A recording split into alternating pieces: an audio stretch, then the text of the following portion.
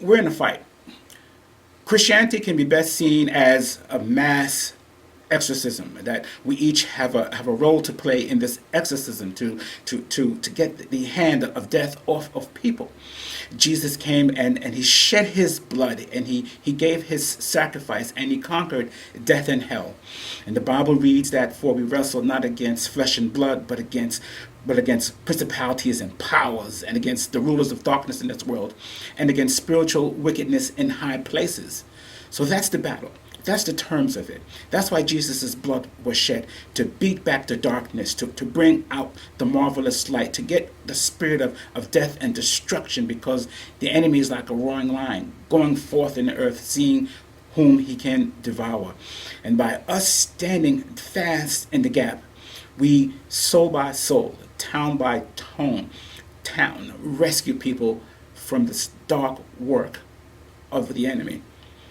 And in this word, I'm going to tell you about Titus, a chief exorcist, a man who I think is underrated, but he shows us how the job is done.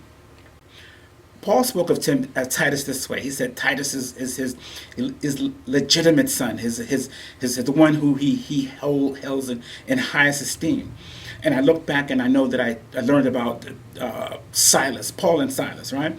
And I heard about Apollos, Ananias and Sapphira, and all these other ones, Titius, that Paul were disciples of Paul, that Paul trusted. But Titus is the main one. Titus had a role to play that I think is greater than all the rest. I think the only persons whose work among the Gentiles comes up second, it would have to be Titus. But yet still so little is known about Titus. We can also look at Titus as being really the first symbolic Christian.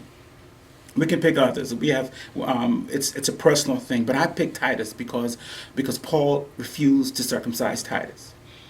And that probably was a blow to Titus's ego, because all the rest of them were circumcised. All the rest of the group, the apostles that he was working with, had this mark, had this honor, but he didn't have the honor. Goes to tell you, you should not really worry about honor, but worry about whether or not you can do what the Lord said do. And Paul gave Titus a very difficult task. Titus had to go to Crete. Crete, as quiet as it's kept, Crete is the first great European civilization. It's not Greece, it's not Rome, it's not any of these things, it's not Phoenicia, whatever you want to call it, it is Crete. And Crete had a problem. Crete had a very bad reputation. Crete had what they call the Epimenides paradox.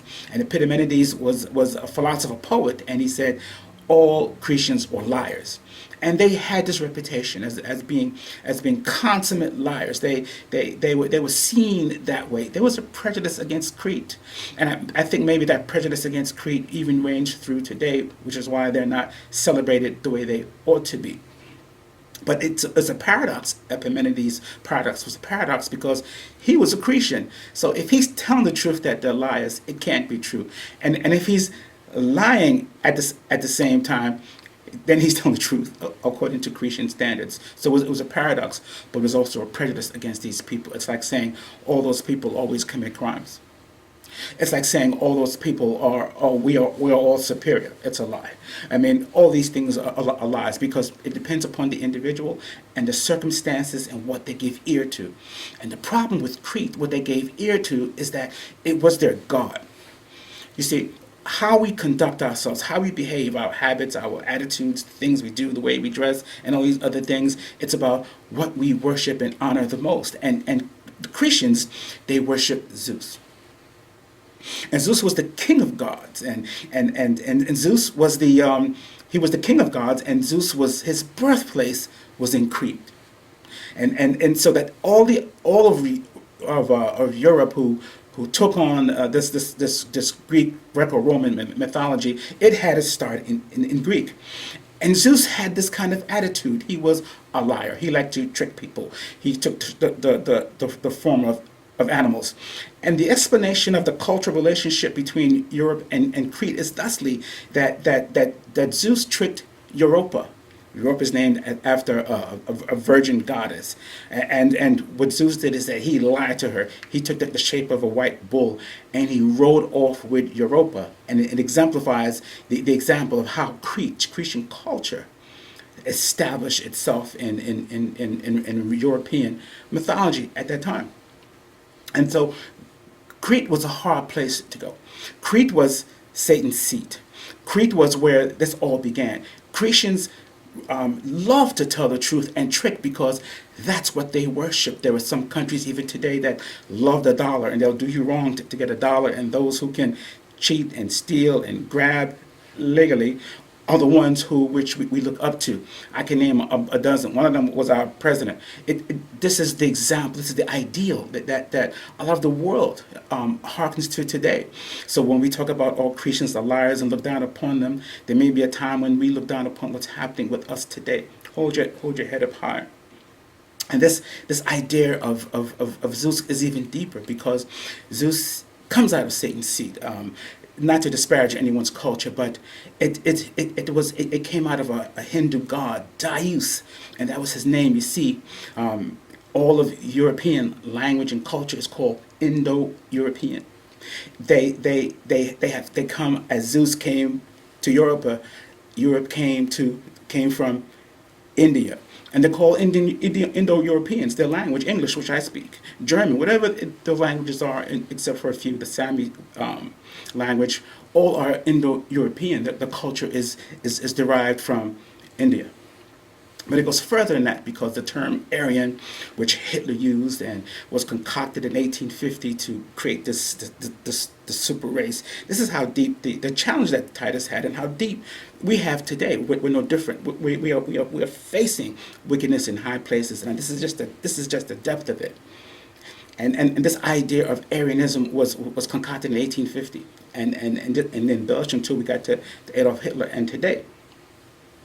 But when they look closer at it, they too believe that they were out of India because Hitler sent people to India to figure out the source of Aryanism, and they found the swastika, which is a part of Hinduism, and they used it, which is I think a simple meaning piece, but they use it for wicked.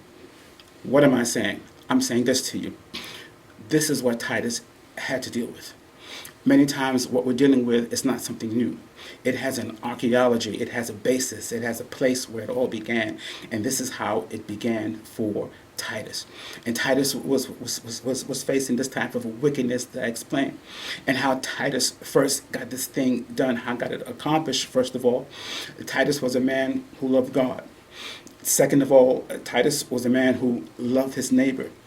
Titus, through doing these things, loving God and loving his neighbor, Titus was also a man who loved himself. So while operating on these three fronts, Titus first had to exercise the things that were operating within him to be effective as a Christian.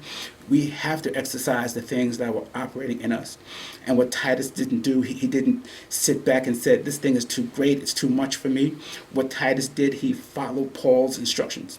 And Paul's instructions was to go town by town, person by persons, and look for the type of character for a bishop and for an elder. And these are the people that you raise up so that people can look up to them. When you're facing your own exorcism, and we need to be exorcised because we're not all perfect. I know we think of exorcism like that movie back then with Linda Blair and spinning her head and green pea soup, but it's not. It's by little 1,000 paper cuts a day. The little things of how our mind wanders, the little things that we take into our own hands and do. This is just a way of taking us away from relying upon God. And by serving God according to the great commandment, he first loved God, he loved his neighbor, he loved himself. Titus was able to go back where the mess in his life started and fix it. Being an exorcist is going back in your life and fix it. Being a Christian is to be in battle. We wrestle not against flesh and blood, against the things that are not of God. But it first begins in your heart. I've spoken of many different cultures and so forth, but for all have sinned and fallen short of the glory of God. It's just that we have a Cretan type culture going on today, which we must militate against. It's a lying culture that Titus had then. But Titus came out of it, and Titus operated within the structure of that time, and Titus was successful.